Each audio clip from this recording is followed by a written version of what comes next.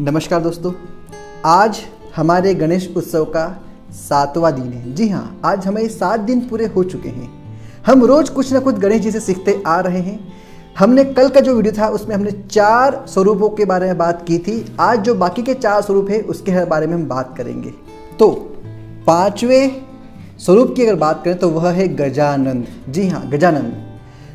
धन कुबेर के पुत्र लोभासुर का जब जन्म हुआ तो उसने भी नाक में दम कर दिया। क्यों? क्योंकि शुक्राचार्य ने कहा कि जाओ और देवताओं को परेशान करो, देवताओं पर आक्रमण करो, और लोभासुर ने सभी देवताओं पर अपना विजय प्राप्त कर ली। फिर अंत में गणेश जी से प्रार्थना की गई। गणेश जी ने उसे युद्ध के लिए ललकारा, लेकिन युद्ध करने से पहले ही लोभासुर नतमस्तक हो गया और गणेश जी की शरण में चला गया। जी हाँ, तो यहाँ पर लोभ का अंत हुआ, अर्थात जो हमारा लोभ है, जो हमारा लालच है, वो कभी कभी हमें इतना डुबो देता है कि हम सही और गलत को पहचान ही नहीं पाते। जी हाँ दोस्तों, तो इस लोभासुर को आपको भी नष्ट करना है। जी हाँ, बिल्कुल नष्ट करना है, परंतु इतना जितना कि आपको आवश्यक है। लोभ अति दिक्कत देगा, क्योंकि अति सर्वत्र वर्जयेत। जी हाँ, तो इस लोभासुर राक्षस को आप भी खत्म करने का प्रयास कीजिएगा। छठा जो स्वरूप है वह है लंबोदर। जी हाँ, लंबोदर। जो क्रोधासुर नाम का राक्षस था, उसने सूर्य से एक आशीर्वाद प्राप्त किया, एक वरदान प्राप्त किया कि मैं पूरे ब्रह्मांड में विजय प्राप्त कर सकूं, और वह विजय के लिए निकल भी गया। काफ़ी जगहों पर उसने विजय भी प्राप्त कर ली। फिर अंत में गणेश जी उसे युद्ध करने के लिए सामने आए। युद्ध हुआ और युद्ध में हारकर वह जो क्रोधासुर था वह चले गया पाताल लोक में। जी हाँ, यह सब छोटी छोटी कहानियां हैं। तो क्रोधासुर को भी उन्होंने पराजय किया, अर्थात यदि आप गणेश जी की पूजा करते हैं तो आपके अंदर जो क्रोध नाम का असुर है वह भी पराजित होगा। जी हाँ, वह भी पराजित होगा, क्योंकि क्रोध में आकर ही आप अपना अनिष्ट कर बैठते हैं, अपना बुरा कर बैठते हैं। चाहे आप कितने बुद्धिमान हो, समझदार हो, ज्ञानी हो, चाहे आप सब कुछ जानते हैं, समझते हैं कि हाँ मैं क्रोध कर रहा हूँ, इस क्रोध से मेरा बुरा होगा, उसके बावजूद भी यह जो क्रोध नाम का असुर है वह हमसे बुरा करा ही देता है। तो जी हाँ, आप भी अपने क्रोधासुर को नष्ट करने का प्रयास करें इस लंबोदर के कारण। जी हाँ, लंबोदर के द्वारा। 7वां स्वरूप जो है वह है विघ्नराज। जी हाँ, एक बार पार्वती मैया हंस रहे थे, और हंसते हंसते ही, जी हाँ, कहानी है, किस्से हैं, इसे थोड़ा समझने की कोशिश कीजिएगा, इसको अन्यथा न लीजिएगा।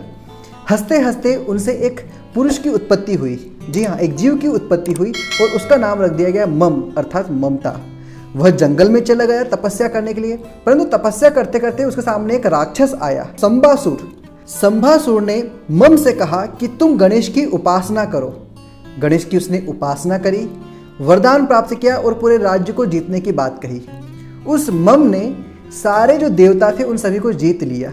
फिर गणपति ने विघ्नराज का स्वरूप लिया और उसे भी नष्ट किया। जी हाँ, अर्थात हमारी जो ममता है, हमारा जो मोह है, वह भी हमारे लिए कहीं ना कहीं कष्टप्रद होता है। क्योंकि ममता स्वरूपी हम क्या सोचते हैं, मेरा भाई, मेरी माँ, मेरी बच्ची, मेरी बेटी, उनके लिए आप कभी कभी और क्या अधिकतर गलत करने पर भी उतारू हो जाते हैं। तो जी हाँ, इस ममता के वश में भी आप सही और गलत को हमेशा ध्यान रखिए। ममता का अर्थात ये नहीं है कि आप इसमें अंधे हो जाएं, क्योंकि ममता भी कहीं ना कहीं आपको अंधा कर देती है, आपके सही और गलत निर्णय लेने पर रोक लगा देती है। तो हाँ, इसे भी आप नष्ट कीजिए। और जो 8वां स्वरूप है गणेश जी का वह है धूम्रवर्ण। सूर्य के द्वारा एक दैत्य का निर्माण हुआ या उत्पत्ति हुई, जिसका नाम था अहम। जी हाँ, और दैत्य गुरु शुक्राचार्य के द्वारा उसने दीक्षा प्राप्त कर गणेश जी को प्रसन्न किया, और गणेश जी जब प्रसन्न हुए तो उसे वरदान दिया, परंतु उसने उस वरदान का भी गलत उपयोग किया। तब धूम्रवत नाम के गणेश जी ने अपना अवतार लिया और उसके द्वारा उसे नष्ट किया गया, मतलब अहमतासुर को नष्ट किया। तो जी हाँ, अहमतासुर मतलब क्या, हमारा अहंकार।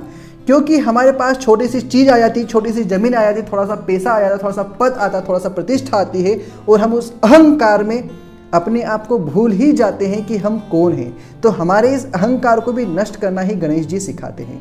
जी हाँ, क्योंकि यह अहंकार ही है जो हमें गलत काम करने पर मजबूर करता है। जी बिल्कुल बिल्कुल, यह अहंकार ही, हमारे जो अहंकासुर है वही हमें गलत कामों पर मजबूर करता है। तो इसे भी हमें क्या करना है, नष्ट करना है। तो दोस्तों ये तो सब आपको छोटी छोटी कहानियां लग रही होगी हो सकता है, लेकिन पर इसके पीछे सब चीज़ समझाने का मर्म यह है कि आप हर इन चीज़ों को, हर इन असुरों को, चाहे वो असुर के नाम दिए परंतु ये आपके अंदर बैठी हुई बुराइयां ही हैं। और जो गणेश जी है वो आपके अंदर बैठी कुंडलिनी शक्ति या आपके अंदर बैठी शक्ति ही है जिसके द्वारा आप इसे नष्ट कर सकते हैं।